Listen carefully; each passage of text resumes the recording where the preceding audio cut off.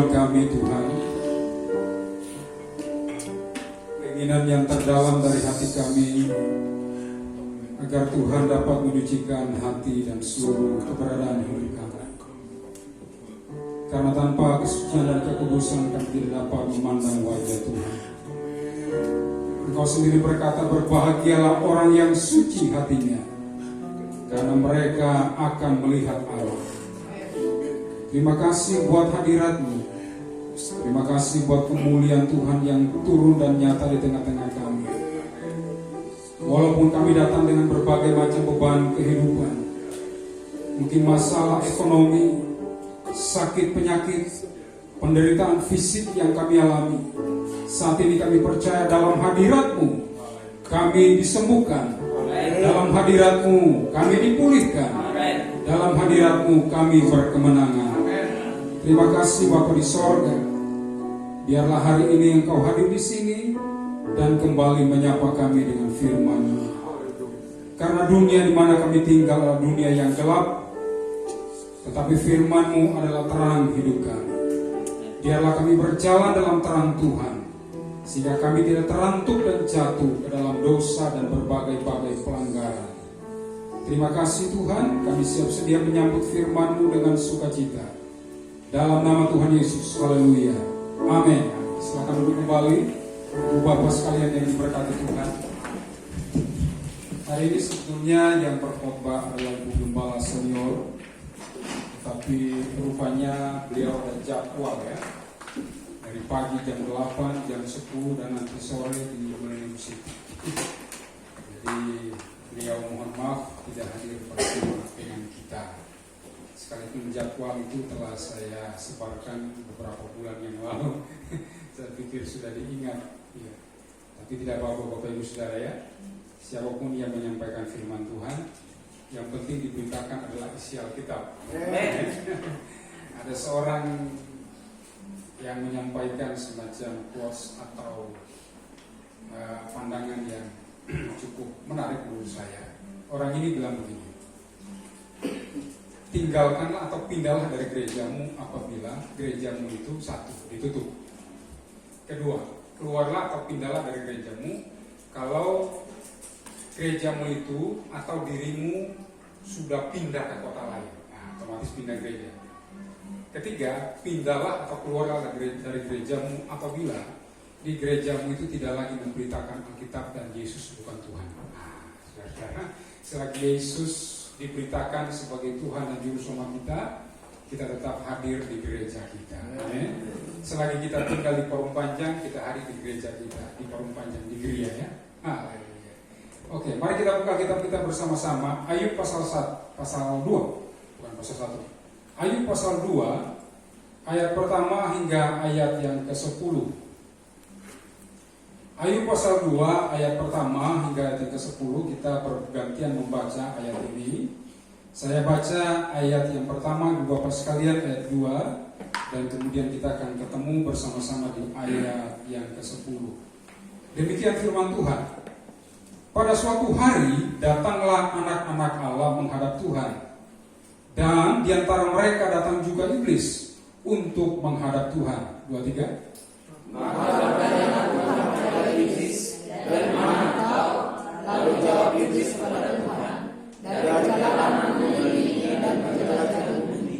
Firman Tuhan kepada iblis, apakah engkau memperhatikan hambaku Ayub?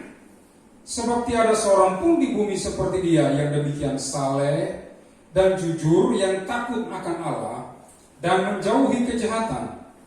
Ia tetap tekun dalam kesalehannya, meskipun engkau telah membujuk aku untuk melawan dia. Meskipun engkau telah membujuk aku melawan dia untuk mencelakakannya tanpa alasan. Lalu jawab iblis kepada Tuhan, kulit ganti kulit, orang akan menderita segala yang ringannya dan ganti nyawanya. Tetapi ulurkanlah tanganmu dan jamalah tulang dan dagingnya, ia pasti mengutuki engkau di hadapanmu. Maka firman Tuhan kepada iblis, nah, ia adalah dosa-dosamu, hanya saya akan melawannya. Kemudian iblis pergi dari hadapan Tuhan, lalu ditimpanya Ayub dengan bara yang busuk dari telapak kakinya sampai ke batu kepalanya. Lalu air mengalir seperti beling untuk menggaruk-garuk badannya sambil duduk matang-matang.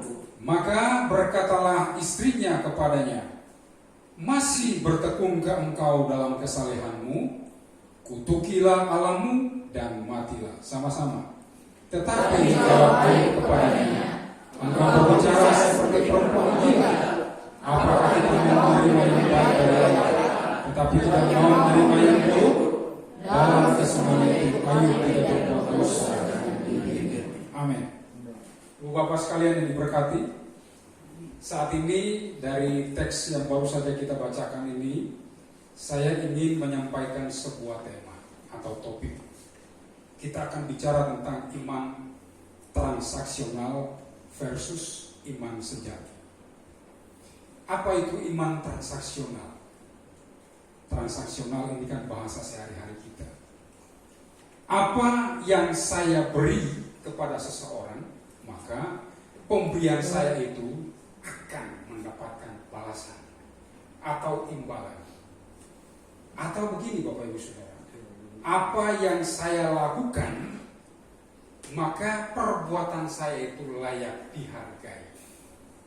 Jika perbuatan saya itu baik, atau dalam arti yang negatif, ketika saya melakukan sesuatu yang jahat, maka sepantasnya lah saya akan mendapatkan balasan yang setimpal atas perbuatan jahat saya. Itu adalah pengertian transaksional.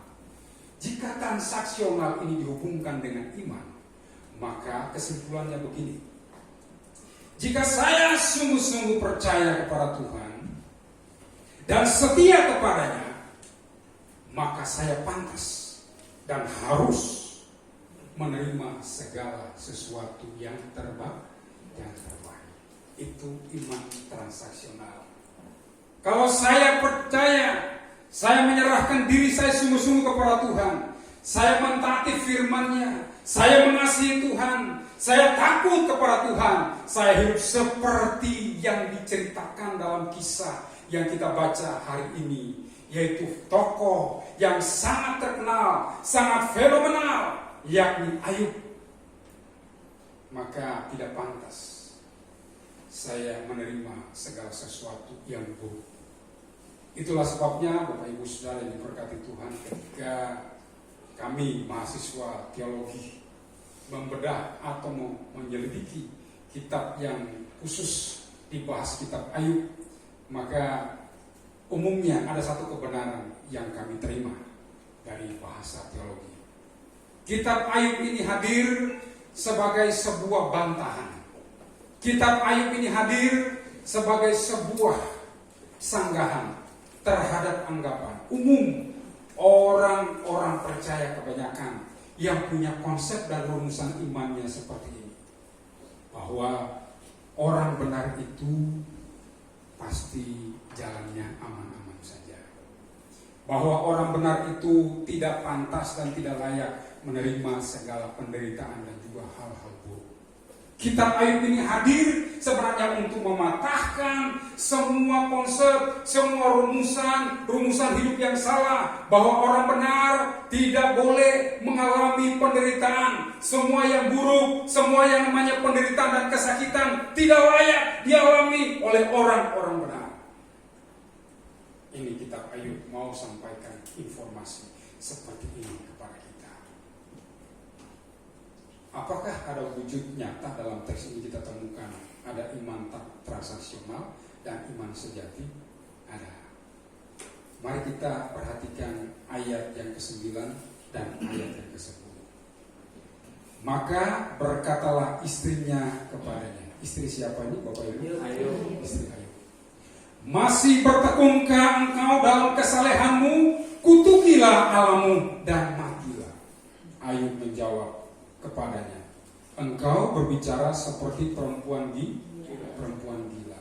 Dalam terjemahan, ada dalam beberapa terjemahan lainnya, kata gila di sini saudara-saudara itu sebenarnya pengertiannya bukan gila dalam pengertian sudah kehilangan kewarasan, bukan. tapi gila dalam arti dungu atau bodoh. Jadi dalam terjemahan aslinya sebenarnya Ayub mau bilang begini, kamu itu berbicara seperti perempuan bodoh. Bodoh, tidak punya pengertian, tidak punya pemahaman terhadap apa yang terjadi. Saya mau tanya Bapak Ibu, yang menderita hari itu istrinya atau Ayub? Sebenarnya dua-duanya ya. Dua-duanya menderita. Karena namanya suami istri ya. Ini penderitaan yang dikisahkan dalam Ayub pasal 2 itu babak kedua. Terus babak pertamanya di mana? Pasal 1. Informasi yang sama. Pada suatu hari datanglah anak-anak Allah menghadap Tuhan. Siapa anak Allah ini? Anak Allah ini siapa? Kok ada iblis juga di sana? Anak Allah ini siapa? Nah, sederhananya anak Allah di sini adalah menuju kepada malaikat. Dan waktu malaikat Tuhan menghadap Tuhan, iblis juga ada di sana. Tuhan bertanya kepada iblis, kamu dari mana? Iblis bilang begini, saya berjalan mengelilingi dunia, menjelajahi seluruh bumi. Lalu Tuhan bilang begini, kamu lihat hambaku Ayub, orangnya the best. Tidak ada orang seperti dia. Di ayat-ayat sebelumnya menginformasikan kepada kita, ada seorang laki-laki di tanah Uz bernama Ayub, hartanya sekian, punya anak sekian. Hartanya dia, Bapak Ibu Saudara, jika dijumlahkan hari ini itu pasti ratusan miliar rupiah. Karena kekayaan orang-orang zaman dahulu itu, saudara-saudara, dibuktikan dengan jumlah hewan yang dia miliki, dan yang kedua, jumlah budak yang dia miliki. Ternaknya banyak, hewannya banyak, budak-budaknya juga banyak. Dan ketika babak pertama pencobaan itu hadir bagi Ayub kehilangan apa? Anak-anaknya, betul. Kedua apa? Lembu sapinya, hewan ternaknya, semuanya habis dalam sekejap, Bapak Ibu Saudara. Informasinya bukan bertahap, tetapi sambung menyambung pada saat yang sama. Yang satu belum selesai ngomong, kasih laporan, yang satu muncul lagi. Yang satu belum selesai ngomong, yang satu memberi laporan. Laporan yang diterima oleh Ayub sama saja. Dia mengalami kehilangan dan kehilangan. Itu babak pertama. Sekarang babak kedua muncul. Iblis ditanya lagi sama Tuhan, kamu dari mana? Oh, saya dari ini. Kamu lihat namaku Ayub, dia begini. Pujian yang salah. Sama. Tapi ada kalimat yang berbeda dari pujian Tuhan itu. Meskipun engkau telah membujuk aku untuk melakukan sesuatu yang jahat terhadapnya tanpa alasan, dia tetap tekun dalam kesalehannya. Lalu iblis bilang begini, oh pantas, Ayub masih bisa bertahan. Kalau hartanya hilang, anak-anaknya habis semua, kalau yang satu ini diambil, dia pasti akan berubah. Ayub pasti berubah. Coba jamak tulang dan dagingnya menuju kepada fisiknya Ayub. Tuhan bilang, nah sekarang ia ada dalam kekuasaan, tapi kecualikan nyawanya. Jadi Tuhan memberi dia kuasa yang terbatas. Lalu iblis menimpakan bara yang busuk dari telapak kaki sampai ujung kepalanya dia. Ayub mengalami penderitaan yang sangat hebat. Melihat kenyataan ini, yang berkomentar adalah orang yang terdekat dia, yaitu istrinya. Istrinya bilang begini, kamu kok masih bertekun ya menyembah Tuhan Allah? Sebenarnya kamu mati aja, kamu kutuki Allahmu dan kemudian kamu mati.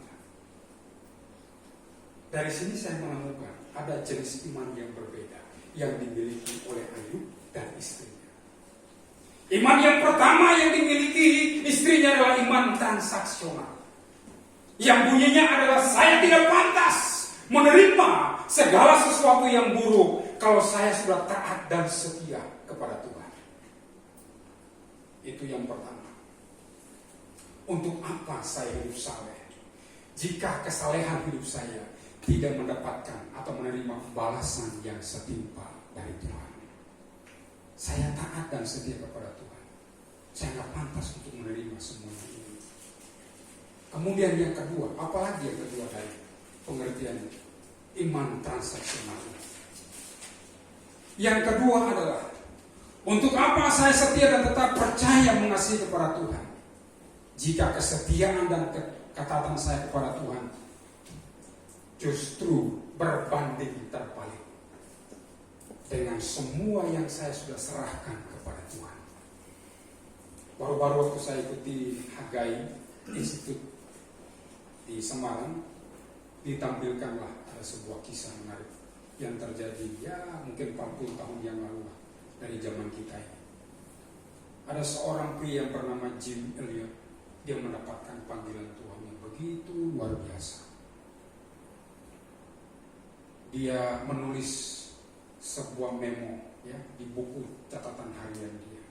Dia bilang begini, tidak percuma semua pengorbanan yang akan saya berikan kepada Kristus.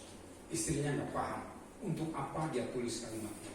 Dia sudah punya anak, dia sudah bekerja, dan karena panggilan Tuhan itu kuat, maka dia berkata kepada istrinya, saya mau pergi ke sebuah wilayah di Amerika Selatan, namanya daerah Ekuador, dan saya akan mengunjungi sebuah suku yang sangat kanibal. Suku ini adalah suku yang belum tersentuh oleh masyarakat luar. Tuhan menaruh beban di hati saya untuk pergi ke sana. Dia share kepada teman-teman. Nah, ternyata karena dia berdoa dan mereka juga berdoa, mereka punya beban yang sama. Kurang lebih mereka ada 4 atau 5 orang. Hari pertama mereka mengunjungi suku itu dan mereka diterima. Mereka datang pakai pesawat kecil di tengah hutan Ekuador.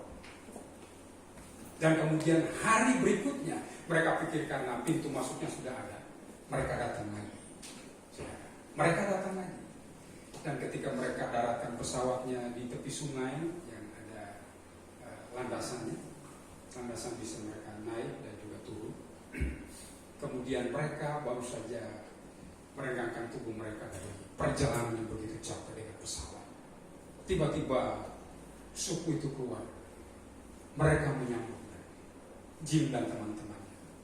Sambutan mereka hari ini berbeda karena kepala suku memimpin orang-orangnya dia, bukan dengan tangan kosong, tapi ada yang bawa tombak, panah, dan juga pedang menghampiri Jim.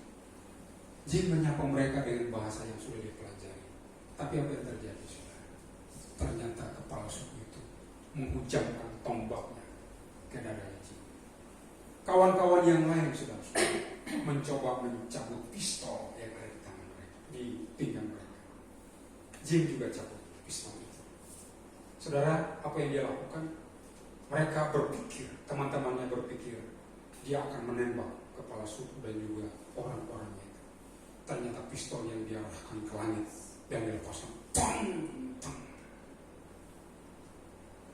Dan semua teman-temannya ikutin Jim. Mereka tidak meletuskan pistol itu kepada suku-suku itu, orang-orang yang mendatangi mereka, sehingga mereka semua hari itu terbunuh. Mayat mereka bergelimpangan di atas sungai. Sungai itu dipenuhi dengan darah. Dan saudara, setelah peristiwa itu terjadi, istri Jim Elliot yang mendengar kabarnya itu, dia begitu terpukul dan sangat-sangat sakit hati. Dia bertanya, Tuhan, mengapa Engkau mengizinkan suamiku pergi mengunjungi suku yang sangat terkenal jahat itu? Mengapa Engkau biarkan suamiku mati sia-sia di sana? Tapi apa yang terjadi, saudara?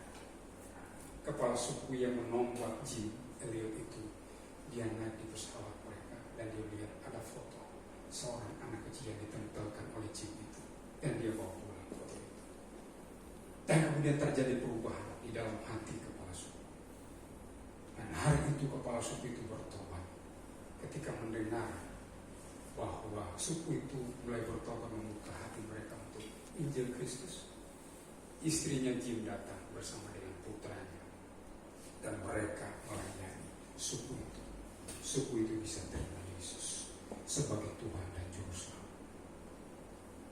suku itu sekarang sudah menjadi suku yang percaya kepada Yesus Kristus sebagai Tuhan dan Juru Selamat. Kadang-kadang Bapak Ibu Saudara, kesetiaan kita, ketaatan kita kepada Tuhan yang kita tunjukkan kepada Allah, seolah-olah tidak mendapatkan balasan yang setimpal, malah menyakitkan. Ternyata di balik itu ada sesuatu yang luar biasa, ada hal yang indah yang luar biasa. Sekarang muncul pertanyaan, mengapa Ayub itu bisa bertahan dalam keadaan seperti itu? Dia sudah kehilangan anak-anaknya. Anaknya ada berapa Bapak Ibu? 11. Semuanya mati. Seluruh harta bendanya habis. Sekarang yang tersisa harta pribadinya, kesehatan dirinya, itu juga habis. Alkitab berkata dari telapak kaki sampai batok kepalanya, itu dia ditimpa oleh penyakit yang datang dari setan atas seizin Tuhan. Sekarang muncul pertanyaan, mengapa Ayub masih bisa bertahan dan berkata kepada istrinya, engkau berbicara seperti perempuan gila. Dan dalam kesemuanya itu Ayub tidak berbuat dosa dengan bibirnya. Mengapa bisa begitu? Saya menemukan ada pelajaran penting dari Ayub tentang iman yang sejati. Sebenarnya bukan saya yang berkhotbah tentang iman sejati, tapi Ayub sendiri mau bicara kepada kita. Belajarlah iman sejati dari aku. Apa itu iman sejati? Iman sejati yang saya lihat dari Ayub adalah begini. Ayub membangun imannya dia bukan di atas dasar relasi dengan Tuhan yang sifatnya transaksional, tetapi dia menemukan bahwa hubungan dia dengan Tuhan merupakan nilai yang sangat berharga dan sangat tertinggi. Hubungan Ayub dengan Tuhan itulah nilai yang paling berharga dan nilai tertinggi dibanding dengan apapun yang dimiliki oleh Ayub, dibanding dengan apapun yang pernah dijamah oleh Ayub, dibanding dengan apapun yang pernah masuk dalam hati Ayub. Semuanya tidak bisa dibandingkan dengan nilai relasi dia dengan Tuhan. Ini yang saya temukan sebagai iman sejati. Kadang-kadang Bapak Ibu Saudara kita menyesal, kita percaya kepada Tuhan dan kita sudah curahkan semuanya untuk Dia, namun ternyata kita mengalami berbagai macam hal yang sebenarnya nggak cocok, nggak pantas kita sebagai orang benar harus mengalami begini. Kenapa saya mengalami begini? Kira-kira dosa siapa? Istri Ayub dia punya jenis iman-iman transaksional. Dan ini adalah ateis yang bukan ateis teoritis, tapi ateis praktis. Ateis teoritis itu begini, secara teori saya nggak percaya Tuhan. Tapi ada orang secara praktikal dia mengaku dirinya adalah percaya. Ya, dia mengaku dia percaya karena dia baca firman, dia baca Alkitab. Dia juga masih mengucapkan kata haleluya kalau ke gereja tentang Alkitab. Tapi begitu berhadapan dengan problem kehidupan, dia lebih banyak bersikap seperti istri Ayub, tidak seperti Ayub. Mengapa itu bisa terjadi? Karena dia tidak menemukan nilai berharga hubungan dia dengan Tuhan. Saya menemukan ada satu kalimat menarik. Dia bilang begini, kekristenan itu harusnya begini, life full, die empty. Life full, die empty. Apa artinya Bapak Ibu? Brother Sintong ini pengajar di sekolah internasional, bisa tolong terjemahkan Brother? Hidup dalam penuh, mati dengan kosong. Hidup penuh, mati kosong. Ada yang bawa jeruk ya di sini, di belakang mungkin ada. Saya kasih contoh Bapak Ibu ya, jeruk boleh diambil dulu. Ini saya mau jelasin dulu nih, life full, die empty. Ada jeruk nggak? Ada? Nggak ada? Oh, nggak ada? Nggak ada? Kalau nggak ada nggak apa-apa. Katakanlah ini buah jeruk ya Bapak Ibu. Nah, sini, ya kan? Ini buah jeruk. Hidup saya itu seperti buah jeruk. Nilai dari jeruk itu di mananya, sudah Bapak Ibu? Hah? Isinya. Jadi nilai hidup saya itu ketika diperas, yang keluar dari diri saya dan bisa dinikmati oleh orang lain, itulah nilainya. Ketika ini selesai, yang itunya dibuang, yang nggak itu yang dibuang. Jadi domba, kambing domba, unta, lembu yang ribuan itu nggak ada artinya bagi saya. Yang ada nilainya adalah dia dengan Tuhan. Kenapa begitu? Karena ternyata Bapak Ibu, semua jenis hubungan yang kita bangun di bumi ini akan berakhir di sebuah tempat yang bernama rest in peace. Tetapi hubunganku dengan dia itu akan berlangsung sampai dalam kekekalan. Ini yang membuat Ayub bilang begini sama istrinya, kamu bicara seperti perempuan gila. Tak ngerti. Kekristenan itu sederhana Bapak Ibu. Mengapa saya mesti percaya kepada Yesus?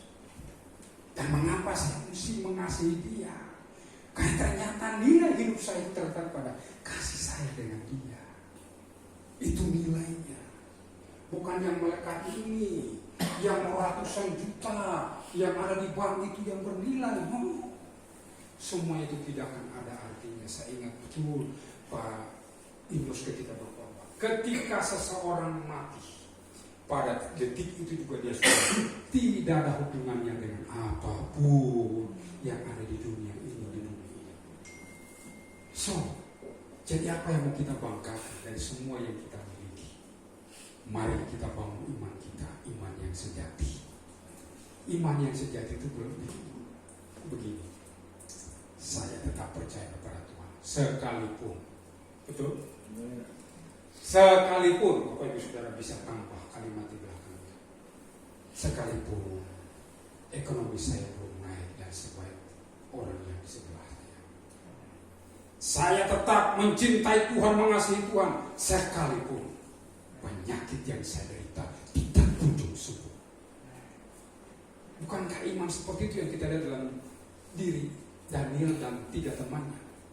Tiga temannya Bapak Ibu Saudara ketika mereka diperintah untuk menyembah patung yang didirikan di dataran Dura oleh Nebukadnezar, itu kira-kira ancamannya serius nggak itu Bapak Ibu? Serius. Tapi kenapa mereka kokoh? Kami tidak akan menyembah patung yang didirikan oleh Tuhan. Kalau Allah yang kami percayai, yang kami sembah dengan tekun, sanggup menyelamatkan kami, dia akan menyelamatkan kami. Tetapi jika tidak, hebat itu. Jika tidak, hendaklah Tuhanku ketahui, kami tetap sama sikapnya, tidak akan menyembah. Nah, ini iman sejati, bukan transaksional. Saya percaya kepada Tuhan, kalau Tuhan tolong saya. Ini transaksional. Jadi bisa nangkap ya berita dari kitab Ayub hari ini. Kenapa Ayub begitu kekeh? Karena dia lebih menitik beratkan keberhargaan hidup dia. Nilai hidupnya itu terdapat hubungan dia dengan Tuhan. Karena itu Alkitab berkata, Allah itu disebut Bapa segala roh. Karena nanti kita semua mati, kita ini hanya ya yang ganteng-ganteng, yang cakap-cakap, yang mancung, yang sumringah semua akan berakhir di sana. Yang kita bawa ke sana adalah tubuh batinnya kita. Ini yang harus tetap terhubung dengan Tuhan. Karena itu Ayub nggak goyah, sedikit pun nggak goyah. Boleh kehilangan segala-galanya, yang penting hubunganku tidak hilang dengan Tuhan. Ini yang berharga dalam hidup kita. Amin. Firman Tuhan berkati kita. Mari kita bangkit berdiri, kita nyanyikan pujian. Sekalipun ku berjalan dalam